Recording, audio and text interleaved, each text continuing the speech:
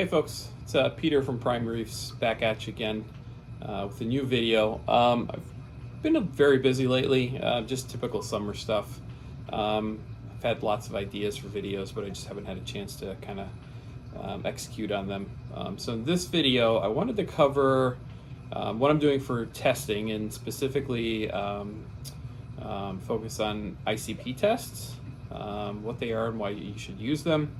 And calcium. I use two separate calcium tests, which seems a little crazy, but I found that there's a method to my madness, which I'll recap probably in a follow-up visit. So ICP tests, I'd never done ICP tests in the past, really only learned about them in the last year, but they've become a pretty valuable tool in my arsenal.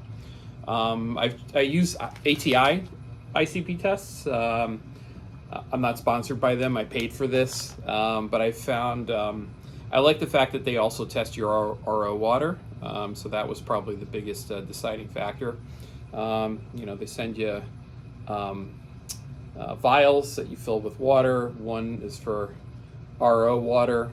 They all have the same registration number on them. So you go to their website, you add your test, put the number in. Take a picture of the number that's on the tube, because I've forgotten it in the past, and the tracking, there's a piece of paper with a tracking number on it. Take a picture of that too, so you don't lose it. If you ever have a problem, you can get in touch with them. And then they give you 3 vials to put your tank water in. And what I do is I've been doing them 3 times annually, so once every 4 months, just to make sure that kind of my tank is on track. And like my test kits that I use on a weekly basis are kind of in line with what reality is, right? I actually had a case last year where my calcium test kit that I had been using for a while was measuring about 420 parts per million. And everything felt great. The corals were dying though. Couldn't figure out why, so I did my first ICP test and found out that my calcium was over 600 parts per million. Chalked that up to stale reagents in the test kit, and I've since kind of developed a strategy to avoid that in the future. Again, you fill up your vials of water, you put them in the envelope, you send it back to the company. Within about a week or so, you'll get test results, and I'll show you guys all about those, on the subsequent video. So I'm gonna put this stuff down. First test we're gonna do is I use the Red Sea Calcium Pro test kit. Again, Red Sea doesn't sponsor me, but what you get in the kit is a little vial, one of these things, some reagent, some more reagent, and another bottle with more reagent, cap, and the handy dandy card. So I'm going to walk through this. I've done this so many times, like I've got muscle memory, and I've gotten really good about being able to quickly test. But I'll go slow and do it step by step. So first thing, we need 5 mLs of tank water, which I've got a clean syringe here. These are really cheap on Amazon, so like I encourage people to replace these as often as possible. Like crud can build up inside of these and affect your tests, so definitely replace these often. So we're gonna pull some water, and like I usually just shoot it right back in, and then I pull again, and then I'm doing this kind of one-handed, and kind of get it close. I don't know if you guys can see that, but I've got 5 mLs in here. I've got the bottom of the syringe like literally right at the 5 mL mark. So as long as you do the same thing every time, you should get the same results. So we're going to put it in our vial.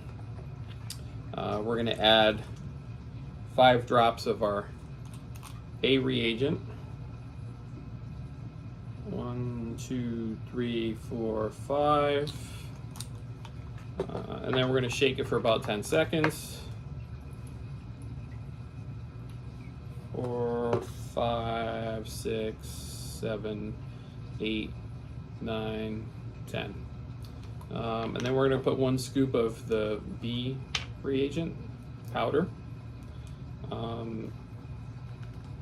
Again, you want like a level teaspoon. You don't want it heaping right up to the line. Put it in, tap it off. I'm pretty crazy about putting the cap back on immediately because I'm afraid I'm gonna bump it and spill it. And then you need 20 seconds stirring this. I'm still doing this by hand. They sell these little tiny magnetic stirrers, which I haven't invested in yet, but I think they're only like $40, so I think I'm probably gonna get one of those. Save some time.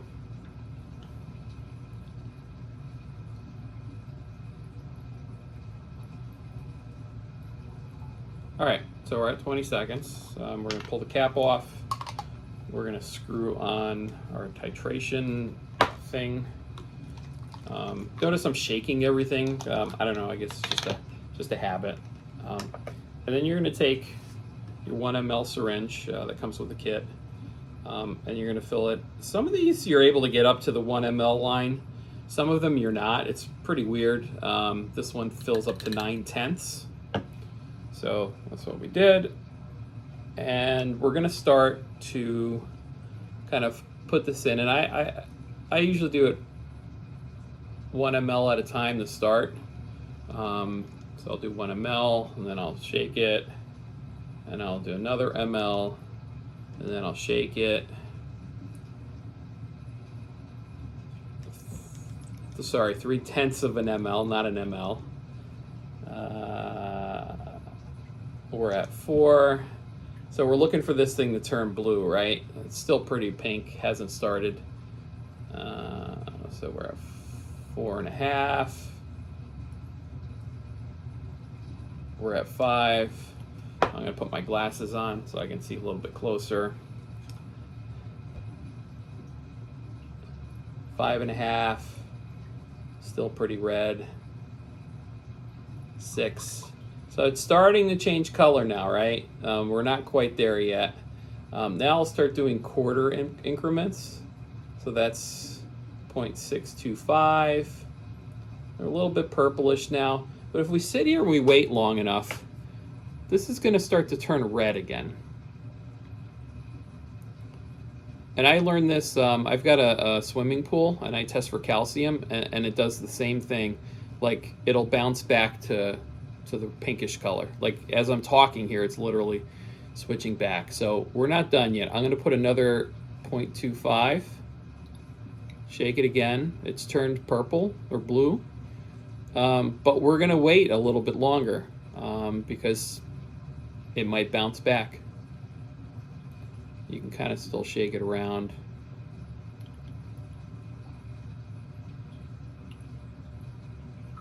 Okay, I don't know if you guys can see that on camera, but it's slightly starting to turn pink again. I'm gonna give it a little bit more, another quarter. And then this is usually where it gives up fighting, like it just stays blue. So 0.675. If we go look on our handy dandy card, I'm gonna call that, so it's 0.66 and 0.68. It's between 330 and 340 parts per million. I'm gonna call this 335 parts per million. And I'm gonna jot that number down here so I don't forget. Just give me 1 second.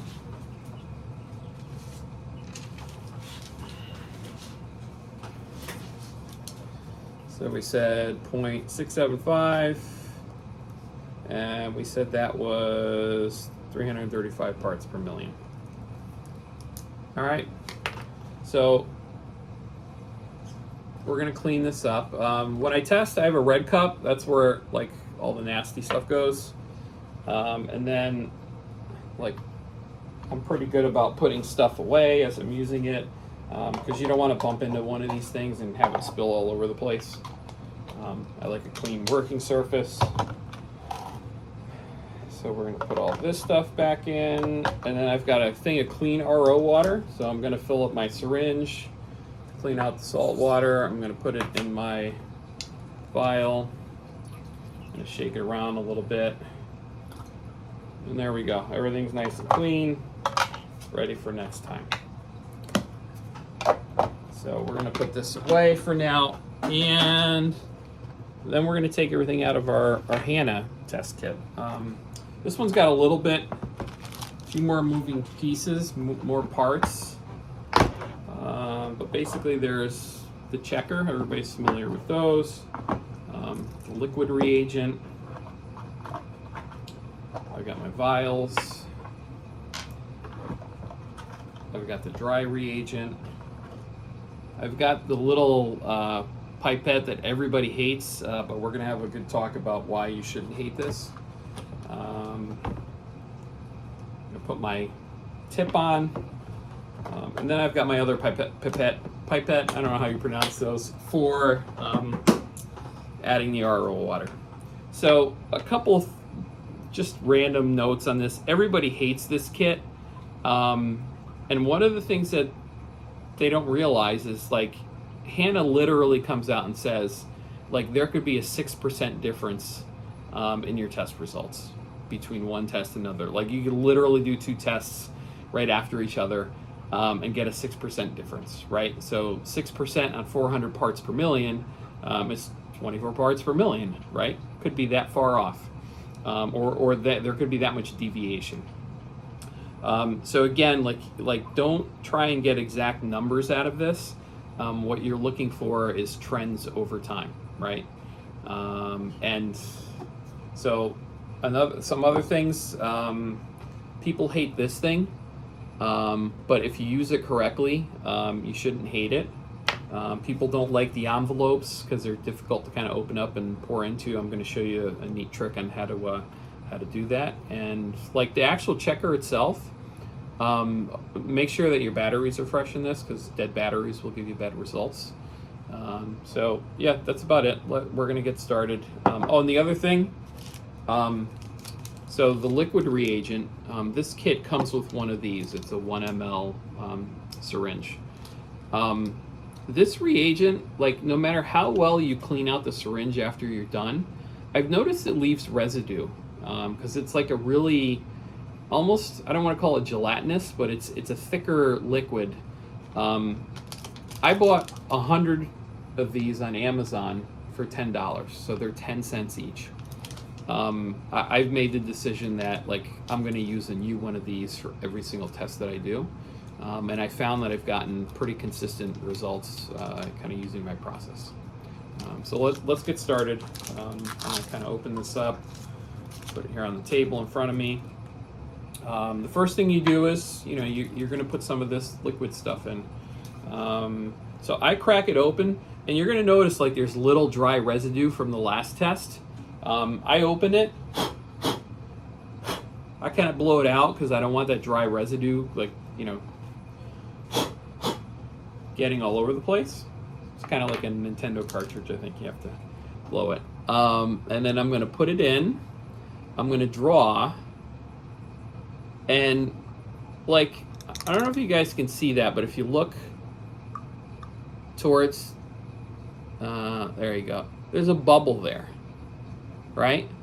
So if I were to draw what I think is 1 ml, and there's a huge bubble in there, and I pour it in here, we're not really getting a whole ml in there, right? So what you're going to do is you're going to put it right back in with the tip in the liquid, and then you're going to draw again. And then you're going to look. I still have a bubble, so I'm going back in. Like, I might have to do this 2, 3, 4 times before I get a good draw with no bubble in it. All right, I got it this time. Okay, so then you're going to take this and you're going to put it in your vial. Set this off to the side. I'm going to put this cap back on. Again, I don't want it spilling. And then the next thing is we want to fill this up with RO water up to the 10 ml line. So I've got my clean, like, I've never used this for anything other than RO water. It came with the kit. So we're going to keep topping it off. And this is fresh RO water. It literally just came out of my my RODI unit. So I'm kind of looking down to. So having the meniscus consistent here is important as well. I don't know if you guys can see it. Let me see if I can. Yeah, you can't really. But basically, the bottom of the meniscus is even with the line. I'm actually a little bit low. So if you guys don't know what a meniscus is, it's basically water has a tendency to curve when it's in a cylinder or some sort of holding device. So you want the bottom of that meniscus to be even with the line. So I've got my checker ready here. We're going to put the cap on. And then, like, we don't want any fingerprints on this, so I wipe it with my shirt. It's not very fancy, but that's what I do. And again, like, no bubbles in the tube, right? I don't know if you guys can see that. There's no bubbles. So we're going to put it in, and we're going to push the button once. And we're going to wait until we're prompted by the device to move on to the next step.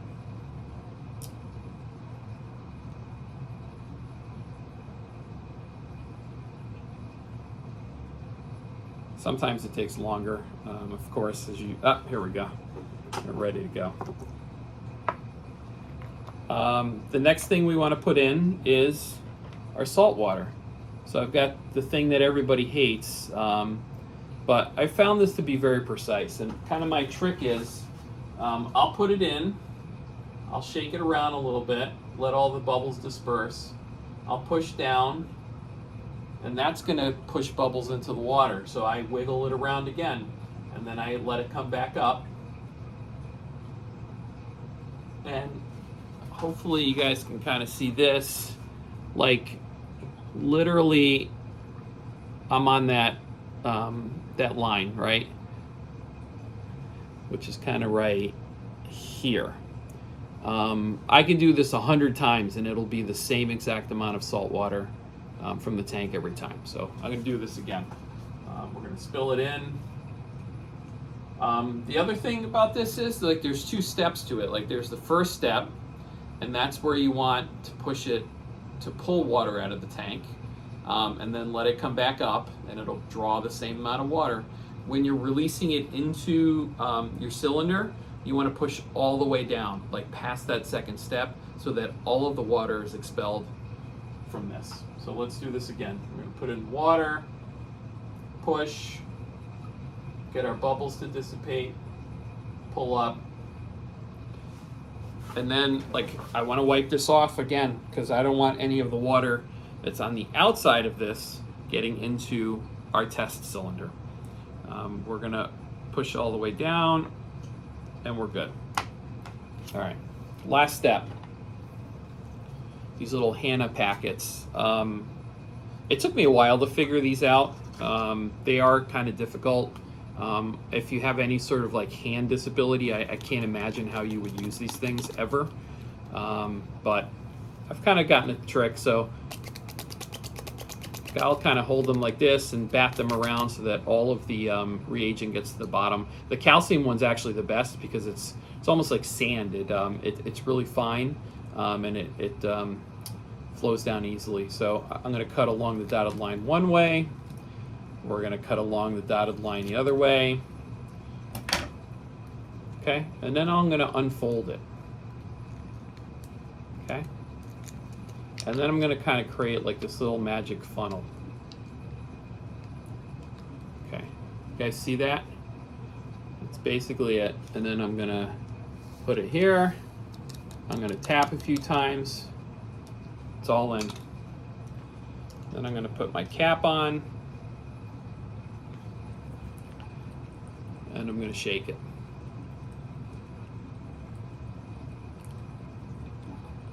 About 15 seconds is what they call for. When you shake this by hand, make sure you shake as vigorously as you do every time. Like, make sure you're consistent. like if you're shaking it like this, make sure you do it like that all the time. I like to shake a little bit more vigorously.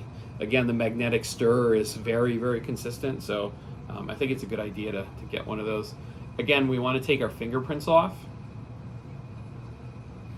And then, like, I like to just make sure all the bubbles are out of it, so I'll just kind of do that a couple times.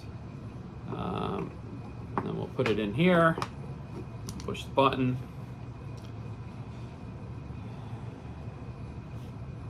And look at our result. Guys, it's 426, right? So you're probably asking yourself, like, wait a minute, the Red Sea just said 335. How is that possible? I've noticed that between these two tests, I can deviate, over 100 parts per million between, two tests taken on the same day, at same tank water, same everything. So what I'm going to show you in the next video, once I get my ICP test results, is like how I rationalize like what I'm getting in my test results, and how I can make sure that like over time I'm being very consistent, and I'm getting consistent results. So that's it for now. I'll see you guys probably in about a week or so when I get my ICP results back. I can't wait to show you the results. I can't wait to show you kind of how I've been tracking my results from the various tests over time, and kind of help you guys figure this out for yourselves. If anybody's doing anything similar to this or different from this, I'd love to hear about it from it in the comments below. And yeah, like actually I haven't really given you guys a good view of my tank. It's been up for a couple of years now. I've had these fish for a very long time. The hippo tang, I think I've had for about close to 12 years now. Bought it when it was a juvenile, and it's fully grown now. Absolutely love that fish. And I've got 2 green chromis and 2 clownfish that I've had the clownfish I've had just as long as the hippo tang, and the chromis came shortly thereafter. I'm going to give you a bit of history on the tank, probably in a future episode. Kind of tell you some of the mistakes I've made, but that's coming. But yeah, that's it. I'll talk to you guys in about a week. Thank you and bye.